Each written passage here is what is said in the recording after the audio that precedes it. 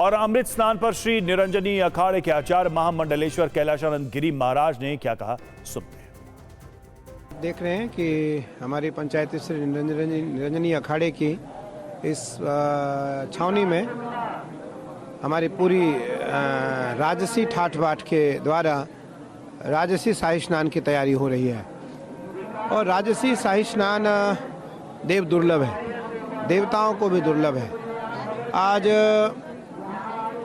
इस अवसर पर ब्रह्म मुहूर्त में मकर संक्रांति, सूर्य आज उत्तरायण होंगे और इस तिथि समय की प्रतीक्षा देश के सभी ऋषि मनीषी और ब्रह्म ऋषि करते हैं। पंचायत श्री निरंजनी अखाड़ा अपने सभी मंडलेश्वरों के साथ अखाड़ा प्रतिनिधित्व करता हुआ, आचार्य प्रतिनिधित्व करता हुआ अपने अखाड़ों के साथ स्नान करने के लिए निकल रहा है। भारतीय परंपरा में इस स्नान को लेकर के बड़ा कौतूहल रहता है, लोग बड़े आह्लादित भाव रखते हैं। शाही स्नान को, राजसी शाही स्नान को देखने के लिए देवता भी तरसते हैं, ऋषि भी तरसते हैं। इतिहास गवाह है कि आज के स्नान के समय में हिमालय से जो महात्मा है, हिमालय में जो तप करने वाले साधु हैं, वो सब के सब इस तीर्थराज प्रयाग में आते हैं। सीधे चलते हैं प्रयागराज महाकुंभ। प्रीति रघुनंदन हमारी सहयोगी इस वक्त वहां से हमसे जुड़ी हुई हैं। अब प्रीति, जिस तरीके से ये पहले से तय था कि जितने भी अखाड़े हैं उनको 40 मिनट का समय मिलेगा प्रथम अमृत स्नान करने के लिए, इस स्नान को पूरा करने के लिए, तो अभी तक क्या जानकारी मिल पा रही है? कितने अखाड़े गुजर चुके हैं, कितने अखाड़ों का स्नान हो चुका है? कुछ इंफॉर्मेशन, कुछ अपडेट? देखिए, अभी थोड़ी देर पहले कैलाशानंद गिरी यहाँ से गए हैं और मैं चाहूँगी कि निरंजन वो तस्वीरें दिखाएं जहाँ से वो गए हैं। ये निरंजनी अखाड़ा आप देख रहे हैं जो यहाँ से जा रहा है स्नान के लिए। और देखिए, इस स्नान के साथ ही अभी ये जो जाते हुए लोग दिख रहे हैं आपको, ये निरंजनी अखाड़ा से संबंधित हैं। इसमें साधु संत समाज हैं, उनके जो प्रियजन हैं कैलाशानंद गिरी महाराज के, वो लोग हैं और वो आगे बढ़ रहे हैं। और वहीं दूसरी तरफ आप जो देख रहे हैं, वहाँ से एक वापसी का भी रास्ता है, वही रास्ता है जो वापस भी आएगा। और हम चाहेंगे कि जैसे ही वो वापसी की तस्वीरें भी आती हैं वो भी हम आप तक पहुँचाएँ। और ये जन सैलाब तो आपको रवि तस्वीरों में दिख ही रहा होगा।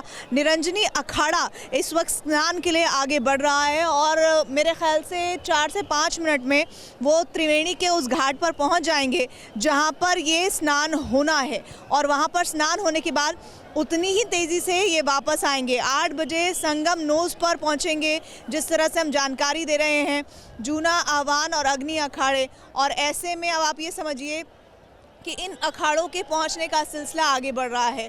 निरंजनी अखाड़ा भी पहुंच चुका है और ऐसे में अब आप ये समझिए कि 40 मिनट का पूरा समय होगा जिसमें साधु संत और जो नागा हैं वो स्नान करेंगे और उसके बाद वो वापस आएंगे। दोनों तरफ से पैसेज बनाए हुए हैं जाने के लिए और आने के लिए। इस बीच जब वो आ रहे थे तो पहले शुरुआत तो उन्होंने रथ से की कैलाशानंद गिरी महाराज ने, और जब थोड़ी देर वो आ गए और ये रास्ता, ये पैसेज जो बनाया हुआ है, पूरा कॉर्डन ऑफ किया हुआ है दोनों तरफ से, बल्लियाँ लगाकर पुलिस ने, वहाँ पर वो उतर गए और उनके सेवकों ने उनको चारों तरफ से घेरकर वो रास्ता बड़ी तेज़ी में पार किया है उन्होंने।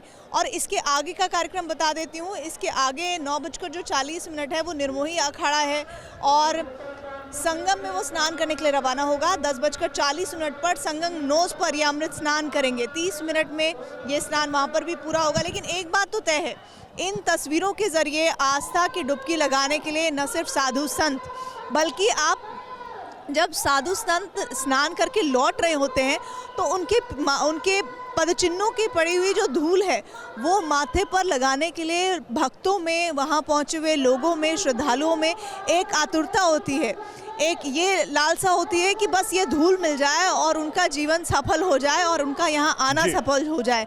ये तस्वीरें हम आपको दिखा रहे हैं। और इस बीच एक रवि बात और बताना चाहती हूँ, ओस पड़ रही है। अभी जब हम सुबह आए थे तब ओस नहीं पड़ रही थी और ओस इस कदर पड़ रही है, ऐसा लग रहा है कि इस कुंभ में अमृत स्नान के दिन अमृत की वर्षा हो रही है। प्रकृति के भी अलग अलग रंग, यहाँ मौसम के भी अलग अलग रंग देखने को मिल रहे हैं। शुक्रिया प्रीति आपका इन तस्वीरों के लिए, इस जानकारी के लिए हमसे जुड़ने के लिए।